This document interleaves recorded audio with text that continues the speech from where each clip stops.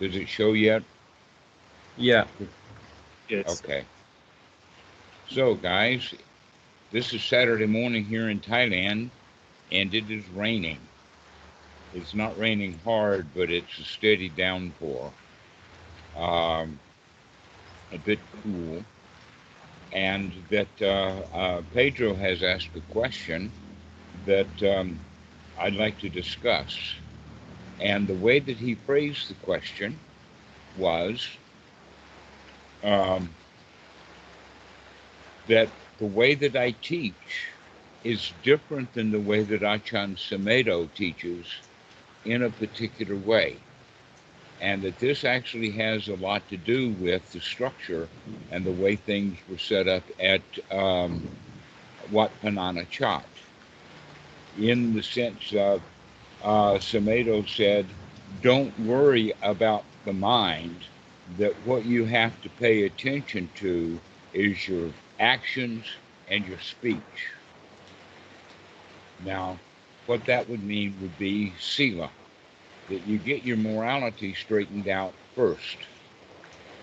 And that this is one of the ways of training the monks, in the sense of the young man comes into the Wat and he ordains, and then he has to start behaving and speaking the way that the monks behave and speak. And that Pedro is confused because I talk in a different way.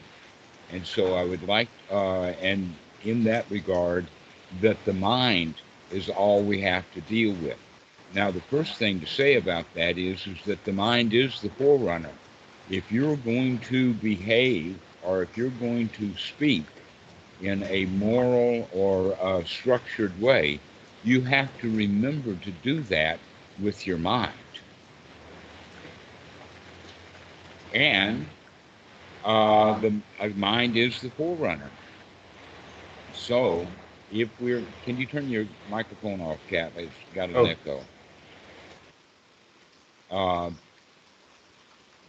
this gives rise to the fact that there are really two different methods of teaching the Dhamma, or you could also say there are two levels of Dhamma. One is the ordinary level or the beginner's level, and then the other is the super mundane. And that what Ajahn Sumedho is doing is absolutely correct in a particular context. And that in many other situations, I would teach that also. But Achan Po has given me the injunction of teach from the super mundane, the noble Dhamma, not the beginner's Dhamma. And the reason for that, obviously, is that in Western Buddhism, the way that it's set up and structured, people are going to stay at that ordinary level of Dhamma and to never get introduced to the noble Dhamma. And we're actually talking about the Eightfold Noble Path. Now, in Sutta number 46, Dhammadina talks to her, let us use the word ex-husband, not really an ex-husband, because ex-husbands don't go to nun wives to learn Dhamma, if you think of it the way that you normally think of an ex-husband, that he was her husband and still was her husband, and if she disrobed, he would then be her husband again. But in this sutta, she talks about the Eightfold Noble Path in three divisions of Sila, Samadhi, Panya. And so she was introducing her husband to um, the ordinary Dhamma, where Sila comes first. And we teach children that way in Thailand. We give the children the precepts.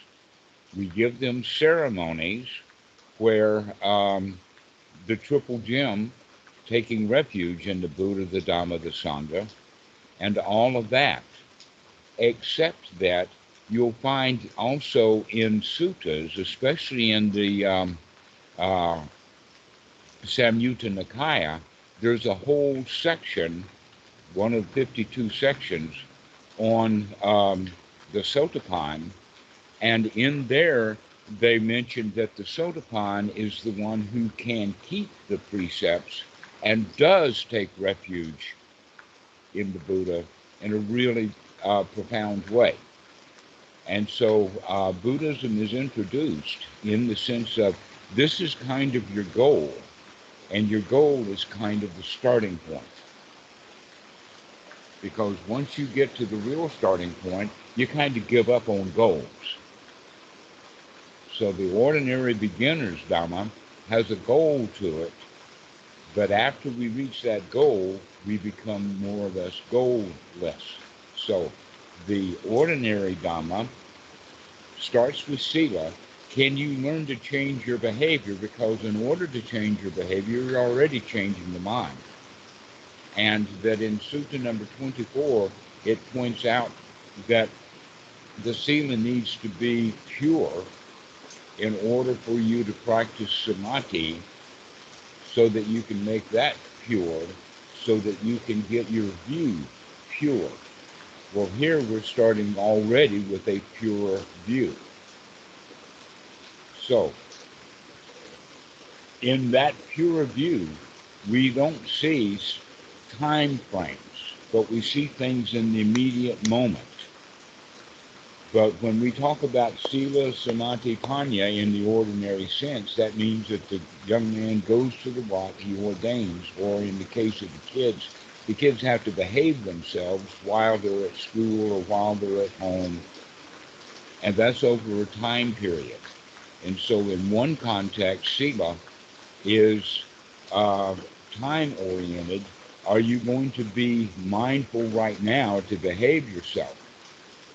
And then over time, we gain that organization of mind and then the view, which is actually Panya. So it starts Sila, Samadhi, Panya, but then at the super-mundane level, it changes from the Eightfold Path into the Eightfold Noble Path, which starts with Panya, goes into real organization of mind, and the outcome then of that pure mind is, in fact, Sila.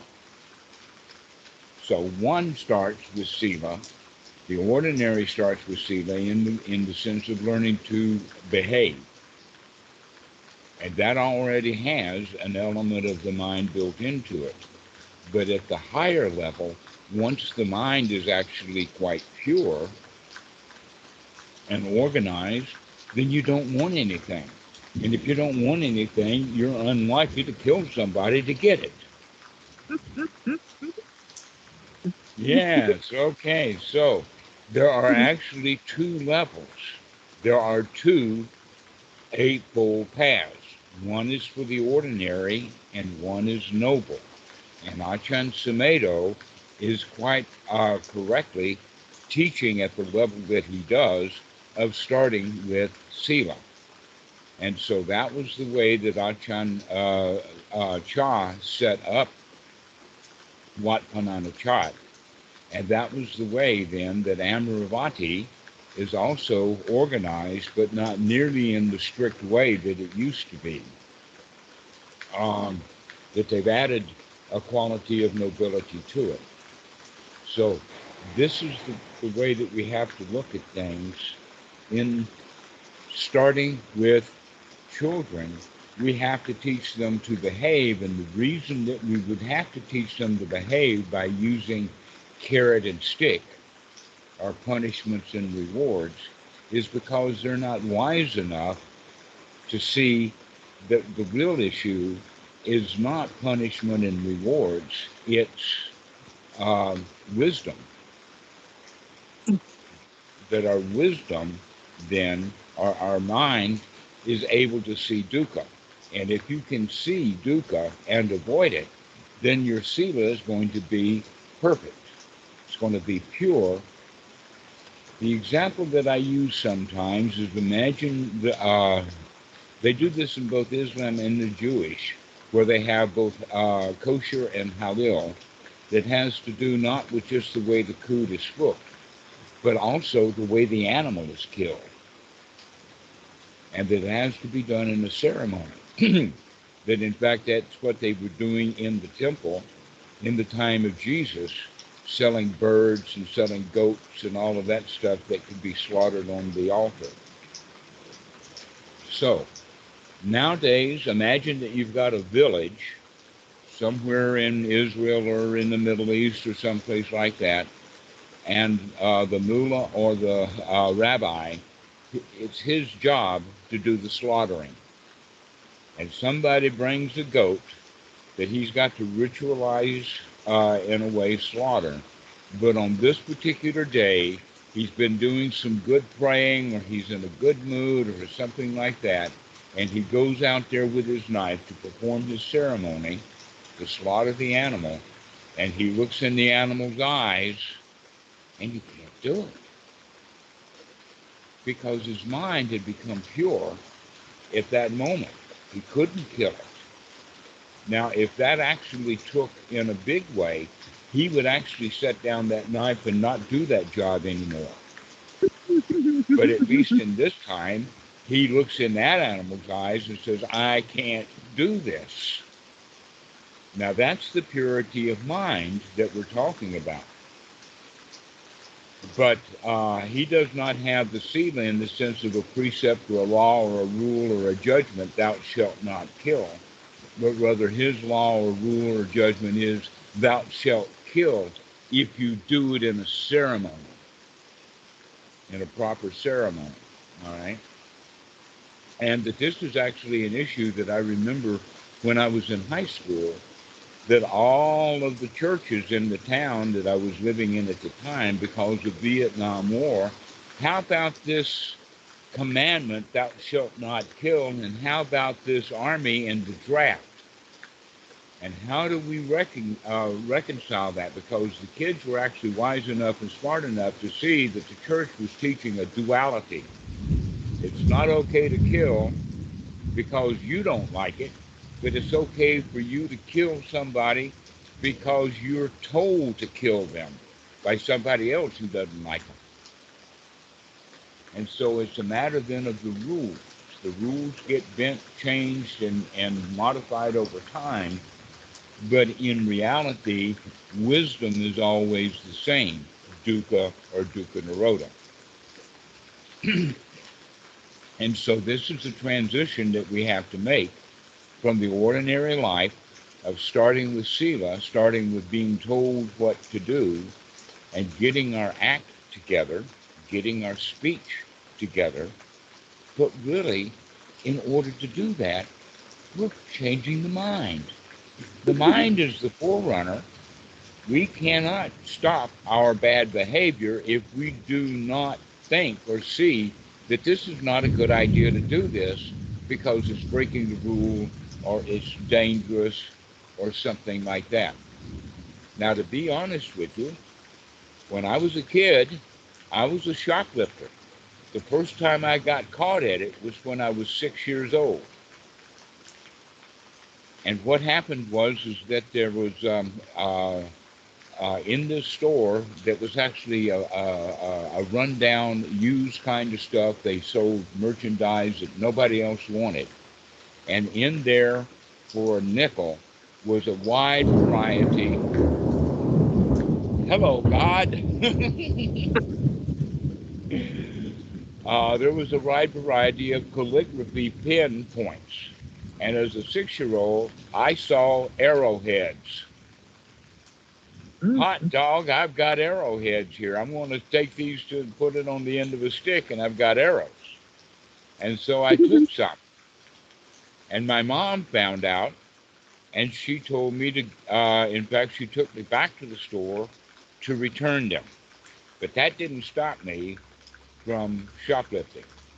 And I did get caught when I was about 13 or so in the store, taking a bunch of stuff. Because it was a small town, they didn't have to do anything for me. In fact, I saw that she saw what I was doing. But then that night, my dad knows about it because she told the police, and the police came to talk to my dad about it. But still, there was no retribution. I still did not see the dukkha. And so I continued to shoplift until um, actually it had to do with the mindset that I was in, because years later, I had the opportunity to where for many, many years, because I was in Asia, there's very little shoplifting in Asia. Why? Because the store clerk is going to walk around the store with you and other Mm-hmm. things like this. Plus, also being a monk, there was no option that monks don't go out shopping or shoplifting. But the thought did occur to me one time is when I was in with another group of monks in Walmart, and the thought occurred to me it would be a tragedy to shoplift as a monk and get caught at it. But then is when the dukkha, I began to see the dukkha, how dangerous it was. And since that time, I have not shoplifted, not once, because I could see finally the danger in it. And that's the problem in our education. All of the shout nots don't have the wisdom built into it to teach the children how dangerous it is to do some of our behaviors. And so uh, what we normally do instead is kind of put the children in a sort of moral straitjacket, almost like a body cast. And that would be the way that you would think of it as for Western men, young men, to come to become a monk, is that robe becomes a body cast. Mm. Um, an example of that is the way that the robe is built when, well, not the way the robe is built, the way it's worn. When we're in the wad, it's kind of loosey-goosey. You don't have to put, I mean, you can just throw the robe this way and throw it that way if you're wearing the robe, or you don't wear the robe at all. The way, hello, God. So when we are dressed up to go out, the robe is around the neck, and the monks will take it and turn it like this into what they call an elephant's trunk. And then we wrap it around, and your left hand has to hold that elephant's trunk. But if you let go of it, it falls down, and then it becomes unraveled. You literally have to hold your hand in such a way to stop becoming disrobed. Mm. And then the other one that Ajahn Toh gave me was to always wear the arm bag on the left arm, because that was the arm that already held the end of the rope. And so he put other restrictions on me that way, in the sense of behavior now. How am I going to behave as a monk? And on Vendabat, in this time of year in the rainy season, we had to manage an umbrella, the arm bag, the elephant's trunk, the bowl, and the lid of the bowl. And you've only got two hands. So propping the umbrella and hooking it under the arm, but then you got to hold the arm in a certain way to keep the umbrella from falling. And then you got to learn while you're holding that thing to. God's having a ball today. Hello, God. But in fact, I even see the flash of lightning over in this direction, but the thunder seems to be coming from back there. So the point that I'm making is that I decided that, I'm going to put a strap on that bowl to help me with it. And I had a little piece of orange string, and I took very carefully, it was a lot of work, but I put tiny little holes in the top of the metal bowl and then had this string put around it. And when I walked up to Ajahn Toh, he already saw it. He saw it before I even got close to him, and it was intentionally designed to hide where most people wouldn't see it, but he saw it. And that was quite an education for me about Pay attention to what's going on. Kat and I have talked about this quite a lot. In fact, what happened this morning is that they started the truck up in the neighbor's yard over there, and I immediately mentioned the smell of the truck. And Kat hadn't noticed the smell until I mentioned it, and then yes, that automobiles, they stink when you crank them up. But most people, we don't pay much attention to that kind of stuff. And so this is what Ajahn Ko was doing, was he was paying attention to me. He cared about me, and he loved me that much that he put me through hell with a robe, a bowl, a lid, a yam bag, and an umbrella that we had to manage while he took me out on gravel roads, barefoot. And that was a training of Sila. But it really wasn't a training of Sila at all. It was still a mental training that I had to be watchful. I had to be mindful. It wasn't necessarily a physical training at all. It was a mindfulness training. But this is the way that we train young monks, to start paying attention to what's going on in your surroundings, so that, in fact, the Bendabat was a walking meditation, to pay attention. So this is what we have to learn to do all our lives. Look how many tiny little rules that you have had to learn and put up with. Alex, even your English language has hundreds, if not thousands, of rules. And so we manipulate all of these rules in the mind that wind up being supposed to. And one of the main ones that we have is you're supposed to get it right. Okay? And so that means that you've got to behave yourself. You've got to get it right. But that mentality of you've got to get it right, while it helps with Sila, it actually interferes with the higher practice of Anapanasati, because instead of being in the gear of you've got to get it right, you have to be in the gear of seeing that you've got a rule there that you've got to get it right, and you feel bad when you don't. So the rule now becomes an interference. In the beginning, it was training, but later it winds up being an interference. Ah, he's going to do it again. There it goes.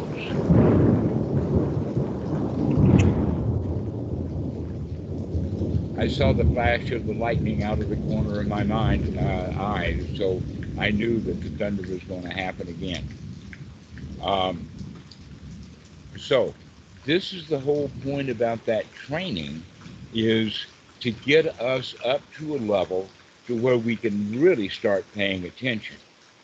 That Sila actually is very much like the beginning training of martial arts. You know, they've got the white belt and the yellow belt and the green belt and maybe a blue belt or something, and then a brown belt. And all of that training is to get the movements of the body, to get your actions right.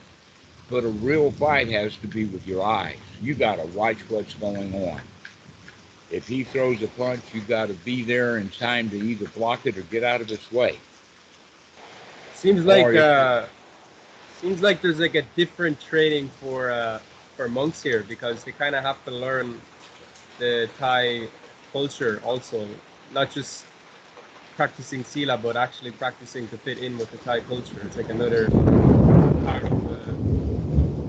part of the training, you know? Yes, that's exactly right. That's the Sila training, is to learn to fit into the Thai culture. And that many, many Westerners will move into Thailand and never learn the Thai culture. That it's the best way that I know of learning Thai culture is by becoming a monk and learning to fit in to the Thai culture.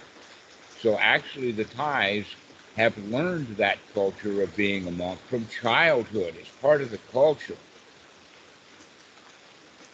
And that Ajahn Ko took special care with me because I did not have that cultural built-in stuff And so he put me through this ringer on Bendabat every morning, managing the bowl and the robe and the umbrella and the pot. Luckily, we didn't have to carry the umbrella most of the year, but during the Ponzo time, that was an extra action.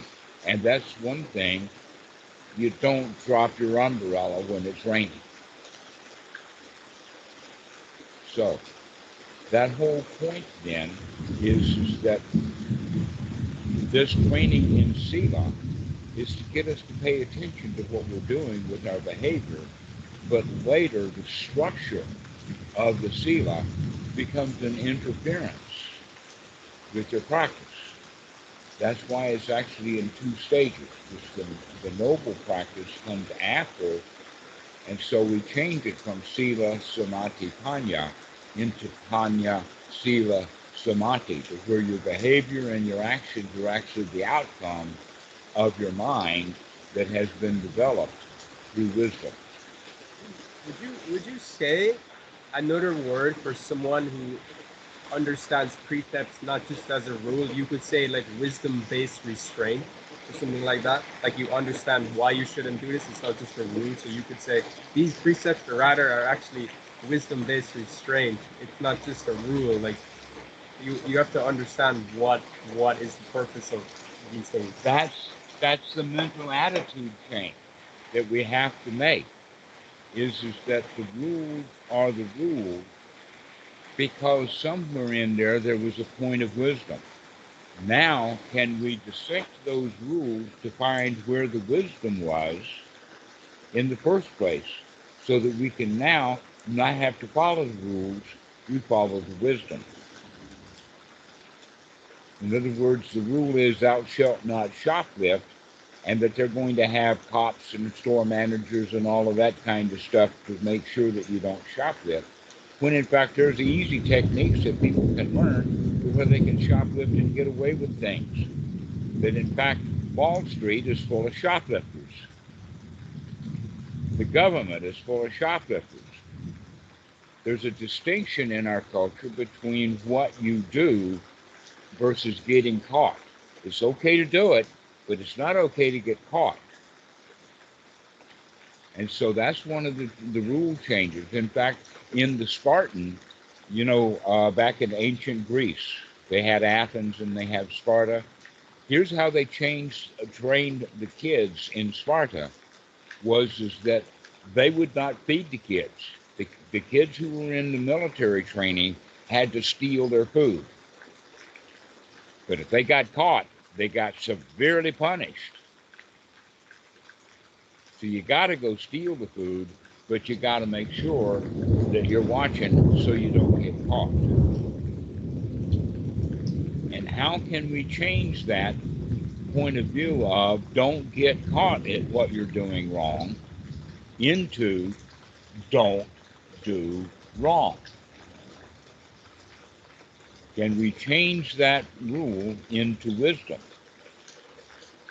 so that we avoid the wrongdoing altogether as opposed to not getting caught at it? This is where there's two Pali words that come into play, Hari and Opata. And Hari actually is shame over getting caught, to where Opata is much more like guilt, in the sense of when you do wrong, you know it's wrong, and you want to avoid doing wrong, or if you do wrong, you want to fix it. To where in Hari, which is most place people have, is that they want to avoid getting caught, and we wind up want to avoid getting caught in our own mind. So we become liars. We are in denial. We don't want to see our wrongdoing. We don't want to catch ourselves in the wrongdoing so that we'll feel okay. We don't want to become embarrassed even to ourselves, right? And that actually makes the ordinary society a society of liars, because we don't want to take responsibility for our behavior because we don't want to get caught doing it. This is why the way that the Buddha talks about right view versus wrong view is that wrong view has the quality of I can get away with it because nobody's watching. There's no mother, there's no father, there's no saints, there's no mystics, there's no this life and that not and the next life. There's none of that, and I'm unconstrained, and so I can go and do a drive-by shooting or whatever I want to do and get away with it. As opposed to ordinary right view says you can't get away with it, we're going to catch you. We're going to hire police and a military and teachers and uncles and store clerks and all kinds of people are going to watch you, and you're going to get caught at what you're doing. And if that don't work, we're going to hire a priest who's going to track you down through the next lives and punish you that way. And so our society is built upon Hari, not Apata. It's built upon not getting caught for our wrongdoing. And that creates then a different kind of mind state. We don't see the dukkha, we try to hide from it instead, rather than avoiding it correctly. And so this is why the teaching is the way that it is, in the sense of we begin at one particular level. And good monks will teach new people about Sila, give them the precepts, give them the triple gem, and expect them to learn to behave correctly. But the real training is mental from the very beginning. Now, most of the students who come to talk to me, they've already been through the society of thou shalt not get caught. They've already learned that pretty well. So when they come, I will make the assumption that we can bypass the first part of the training that Samedo has been seen doing.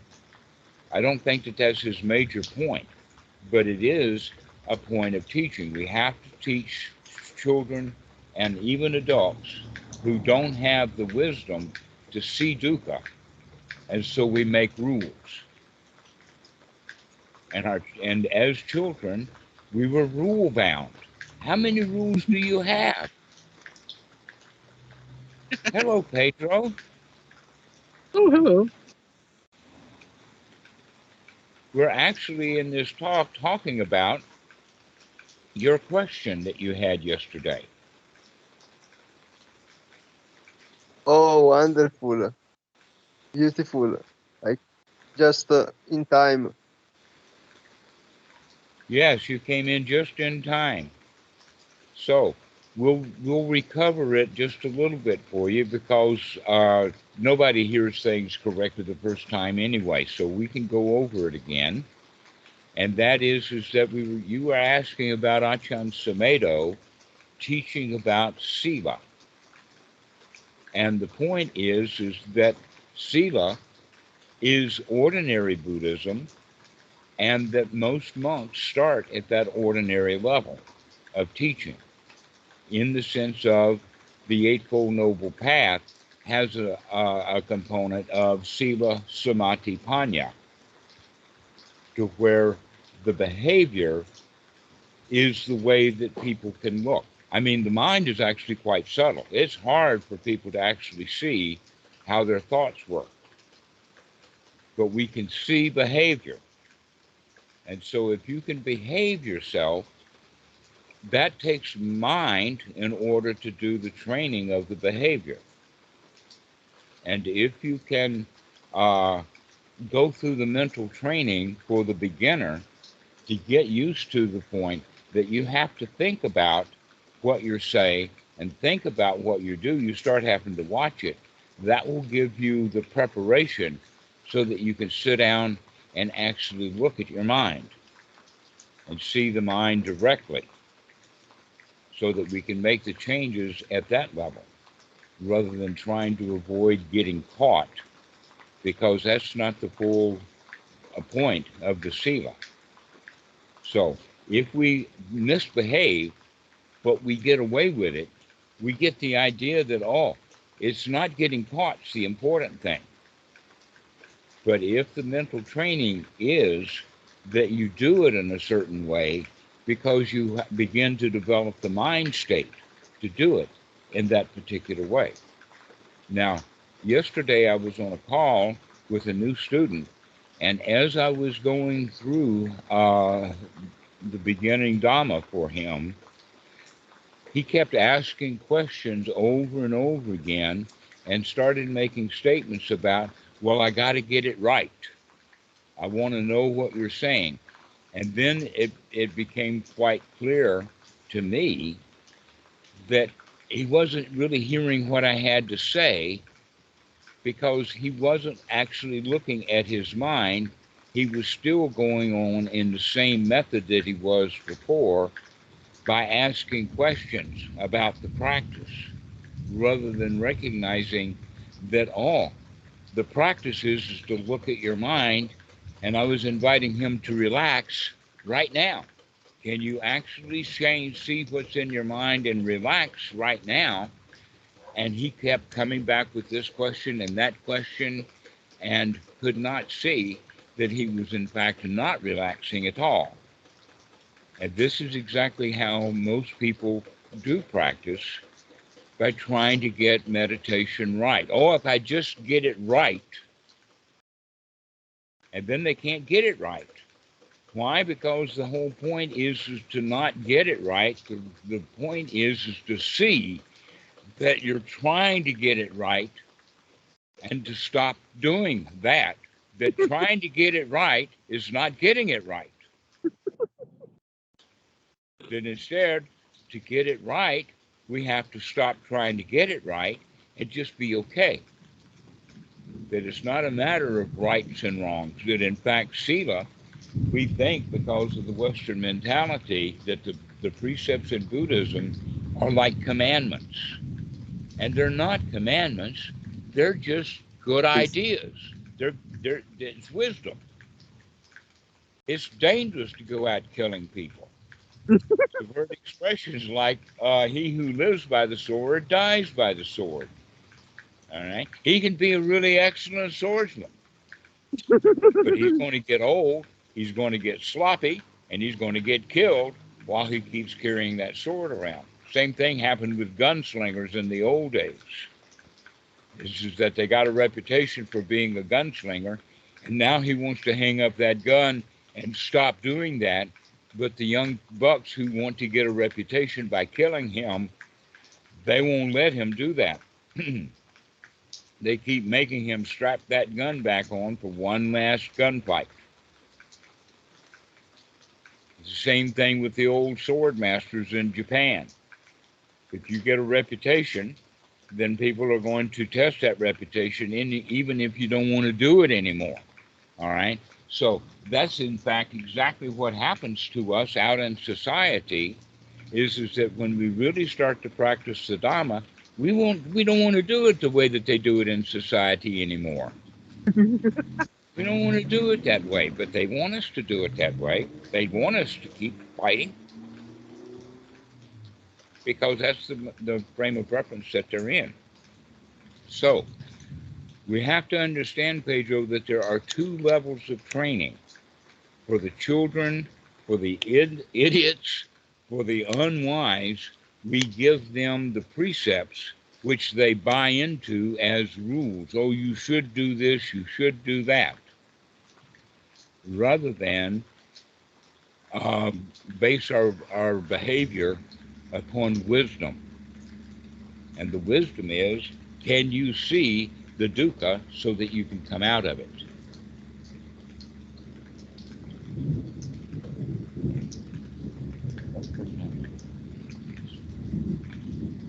So, Kat, do you have any questions about this? No, I'm just thinking about all the times that this is so very true, that even if you, no matter how many rules you have, it does not bring the dukkha to the end of it. It just never does. Right.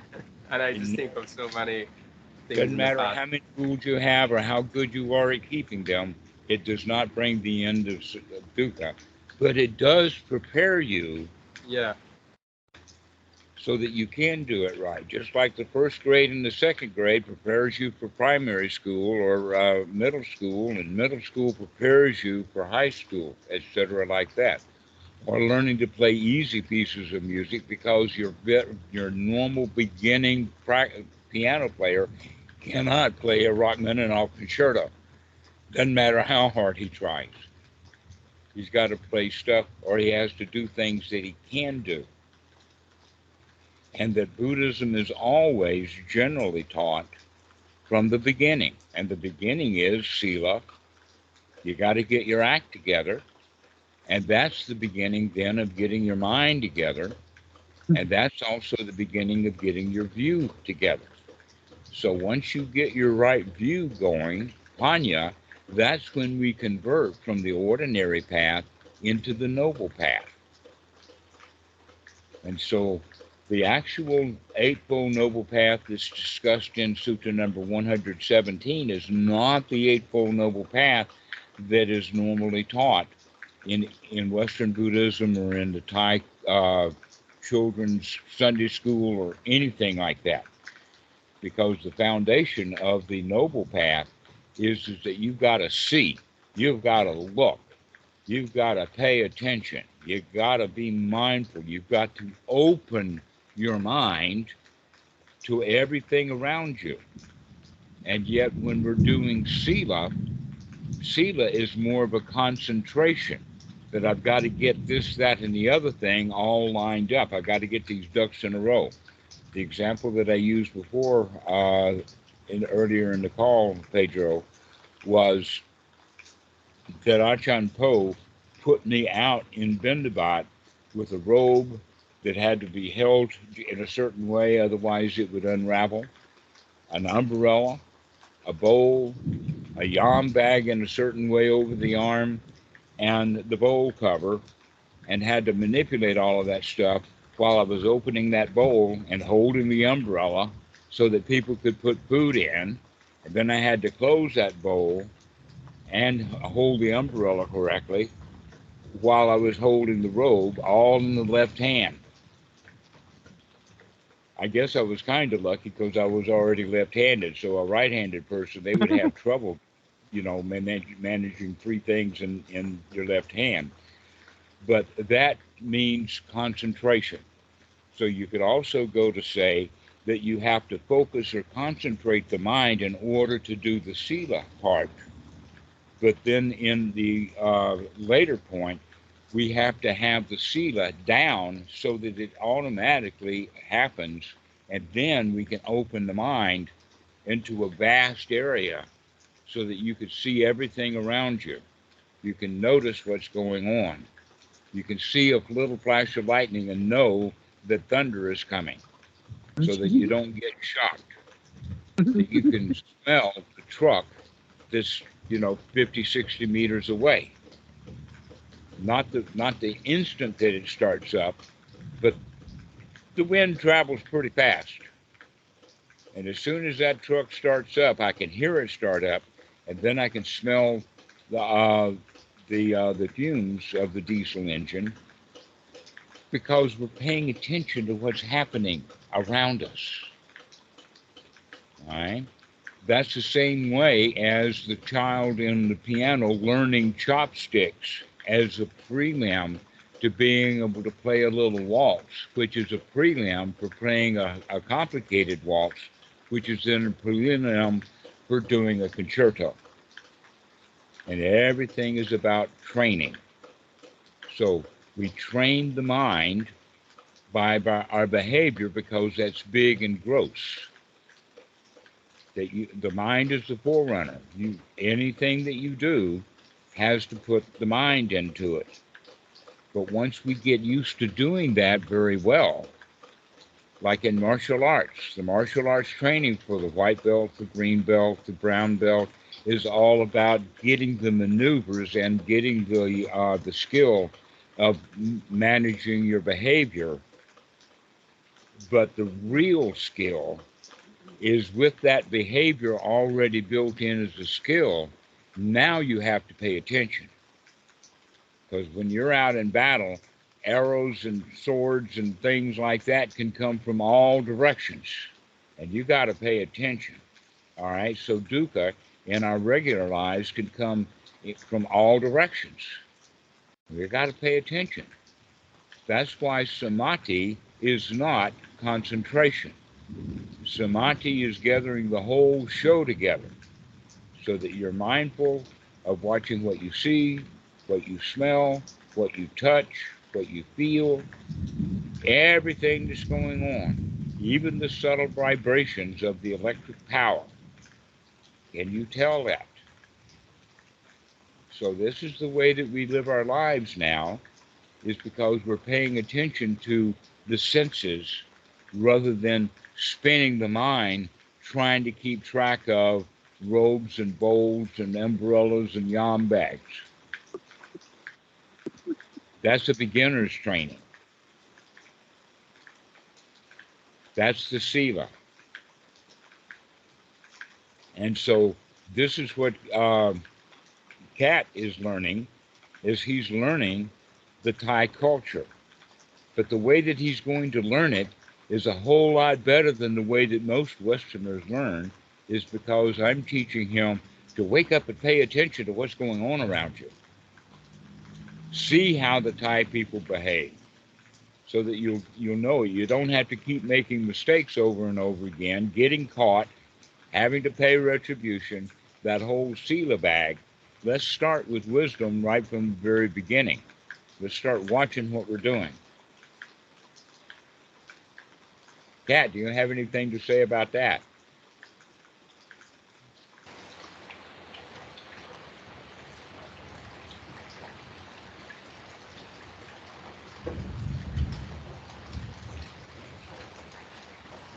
Really good. No.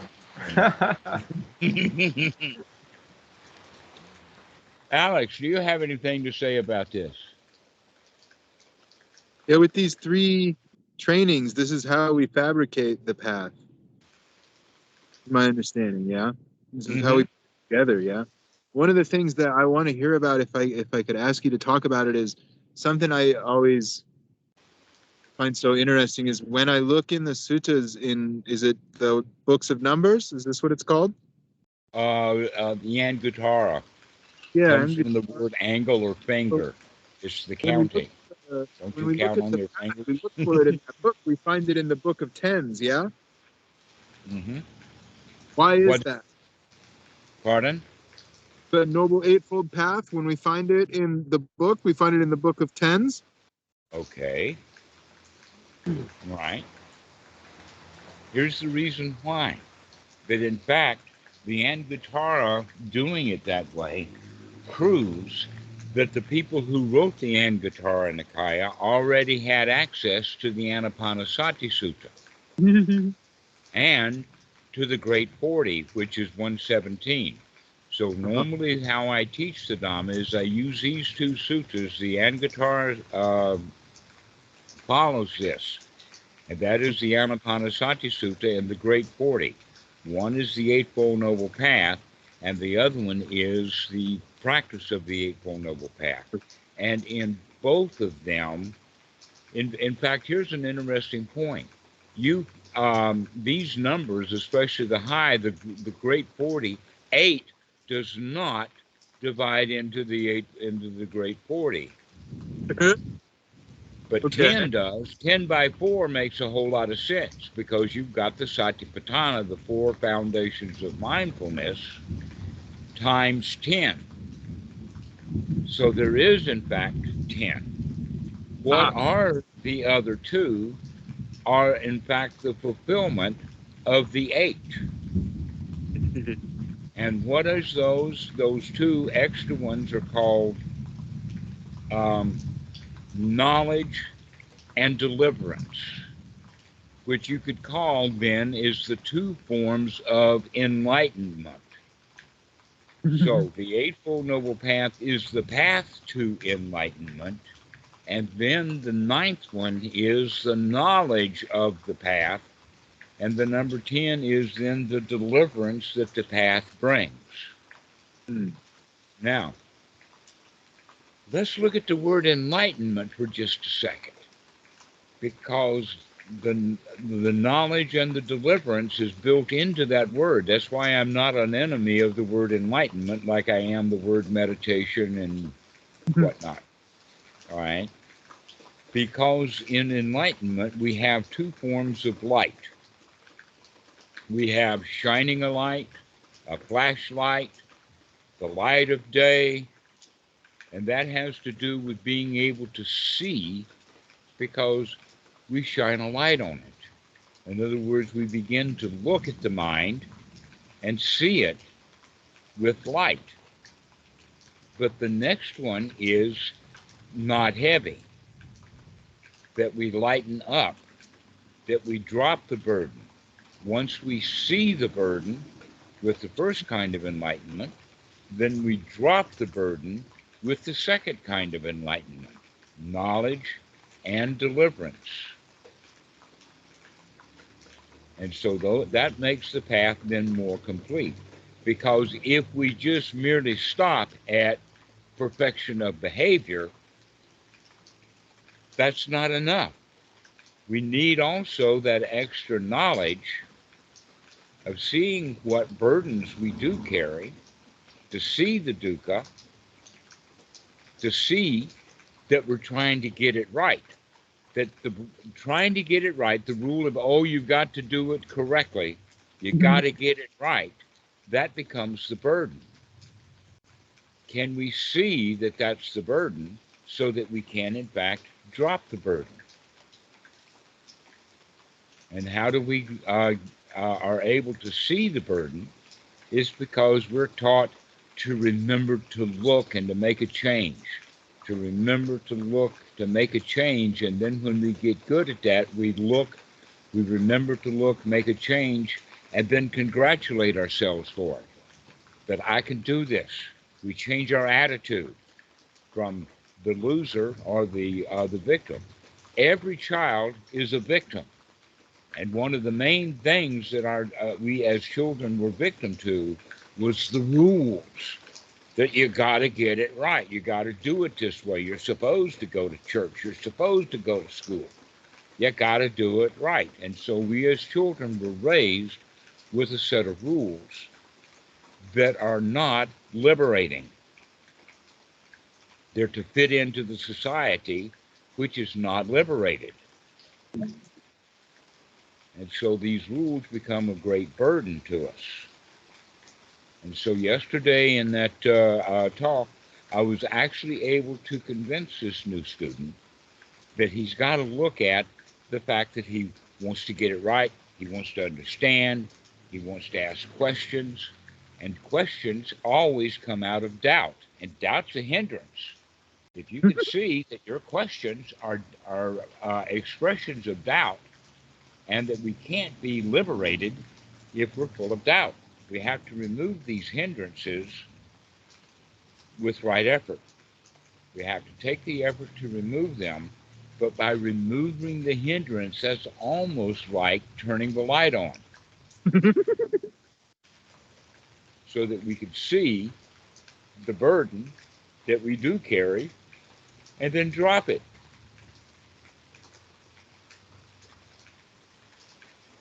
So that's why the Eightfold Noble Path is in the tens, is because of the fulfillment that, in fact, another way of looking at it is the fulfillment of the Eightfold Noble Path is the Sambhojana, the 7 factors of enlightenment.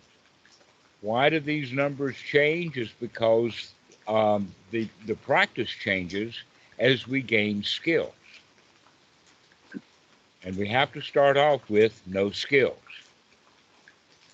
Okay. We can't, I mean, a tender infant, they can't use their hands at all. Can you imagine a 1-year-old babe or maybe even a toddler now given a robe, a bowl, a yarn bag, a lid, and an umbrella? No.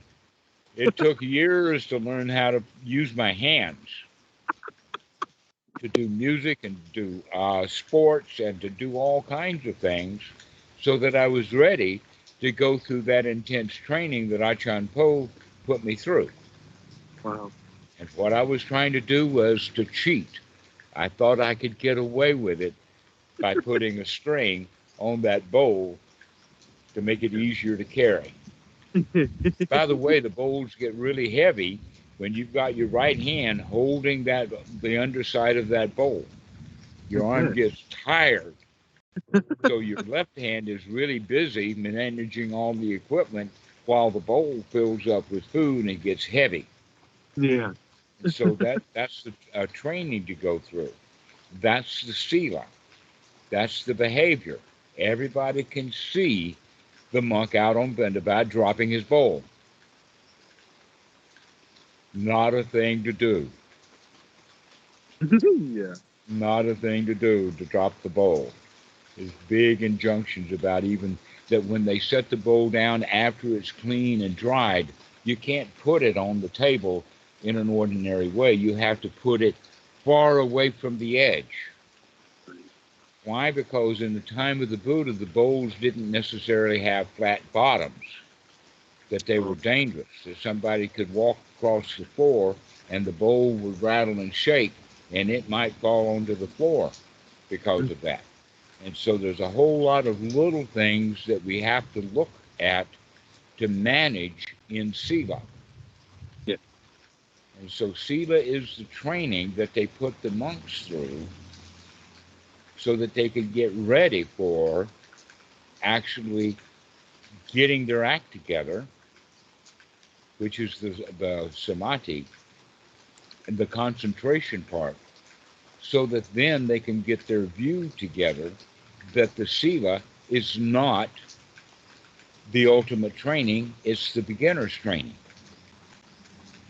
So when we turn it into the noble training, we start with wisdom. We start with looking and investigating. And then we wind up, because our mind is noble, our behavior is purified. But with that purification of behavior, that's still not the final point. The final point has to do with the joy, the relaxation, the paying attention that leads to that dynamic balance or equanimity. Upekkha is the Pali word for it. And that you could also use the word better than equanimity. A much better word would be equilibrium. Look at the word equilibrium, okay? Things are liberal. Things are moving all the time. Can you keep a balance no matter what happens? Like a good martial artist, you cannot knock him down or push him over because he's got equilibrium. And that equilibrium comes with being able to see in time to get out of the way so that you don't get bowled over. And so this is merely a process that we go through. So Sila, Samadhi, Panya is the process for the beginner until he gets the point that he's got to watch where he's going. Right. The purification of view then becomes the Panya, or the wisdom, to look, to see, to notice the dots and how they connect together, so that then we can really get at a deeper level the mind organized correctly. Getting just our behavior organized is not enough. We have to get the mind organized. And that organization, we could call it unification of mind, is one of the words that they use in the suttas. But in Western Buddhism, they think that the real practice is all about the concentration. Well, no, concentration is actually at the beginner's level of the Sila. Right. That the real organization is an opening up so that you allow everything. You become at one with your environment. so that you begin to smell the odors of those trucks that are 50 yards away. You can catch the eye out of the corner of the eye, the lightning, so that you know that the thundering is coming. By the way, I got a story about that, and that is that there was one time when there was a lightning flash that was so bright that the entire field of view, I don't know where the lightning was, but it must have been really, really close, because it was followed by a clap of thunder instantly. It was almost at the same time. And when that clap of thunder happened, everybody in the house was off the floor. The dogs were literally in the air. Kitty was off the floor. I mean, when really big lightning or thunder happens that's really close by, you just jump, right, out of reaction. Why is that? It's because they weren't ready for it. They didn't know it was going to happen. And here I am watching what's going on. There's other things that I've seen that's quite interesting, and from time to time, because we have the door open and we're in the tropics here, that a bird will fly into the room. It flies through the living room into the bedroom, makes a circle in the bedroom, goes back out the door, and I'm the only one who knows that the bird was in the room. Because Kitty's looking at her cell phone. She does not have that peripheral perception that we have to develop so that we can see everything. Even though I'm looking at the cell phone, if something happens out on the road, I know it.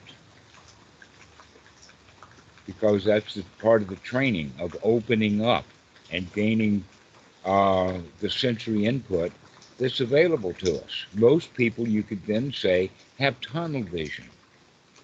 Yeah. And the teaching of Sila actually is a process of teaching people tunnel vision. Right. You got to learn all the rules. You got to do it correctly. You got to watch your step, etc., like that, in those kind of ways.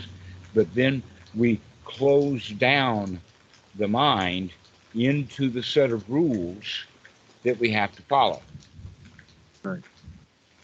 And what the real practice is, the noble practice, is to drop those rules and start paying attention to everything that's happening around you.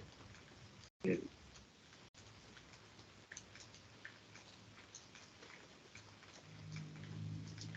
So, does anybody else have any more questions? Pedro, how about you? I know you came in a little bit late. It would be good if you watched this video, because I was going into a much more detail in the first part of the talk. Oh yes, I will rewatch the video later. Right. And Do by the not. way, I watched all the Sumedo's videos later Uh-huh. on, and then he move on to a next topic, and in fact, that was very similar to the teaching I was used to. He talked about like the being the witness and the Dharma as silence in the background of all that is happening. And so after that doubt on which I stopped and asked you, later on was more simple to understand his style of teaching also. Mm-hmm. Because he was talking about right view later. So it was more clear Right. as well. So, please understand that Achan Samedo and I had the same teachers.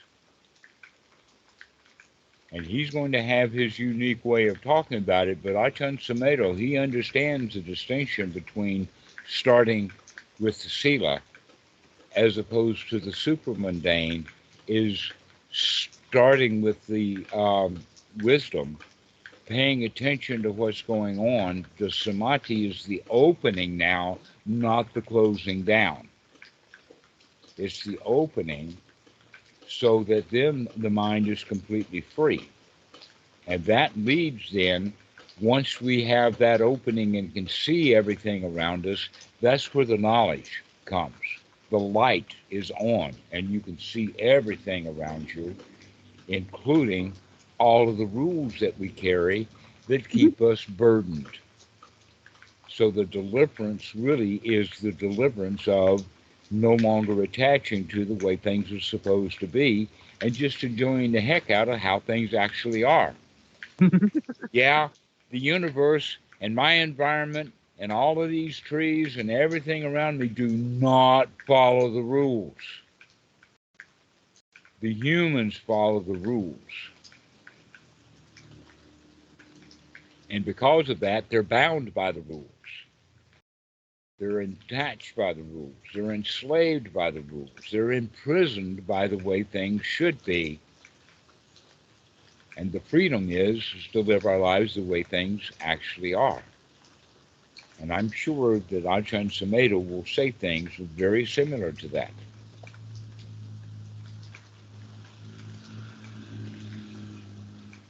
So wakey, wakey. Watch what's going on. Wake up.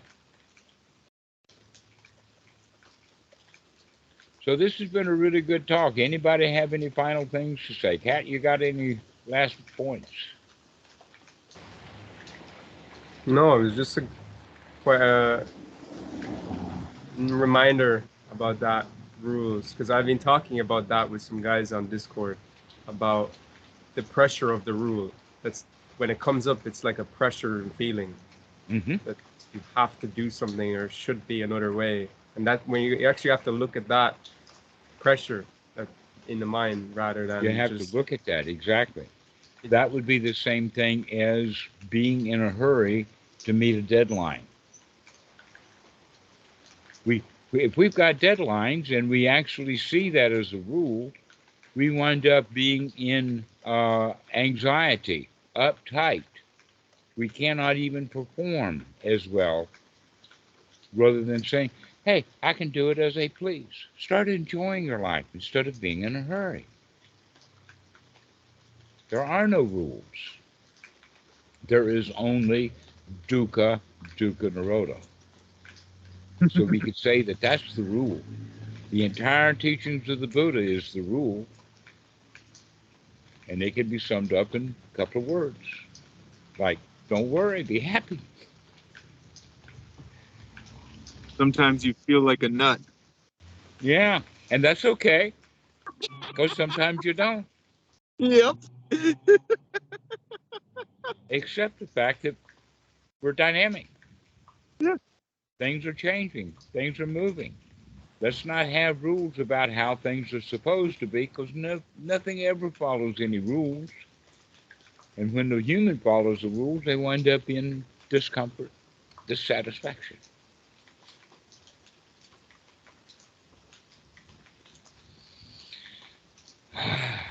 What a relief to shine a light on that stuff and then put it down. Stop carrying it around.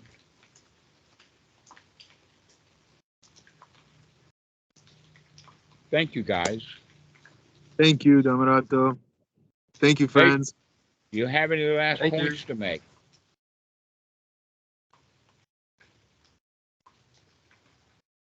Never mind.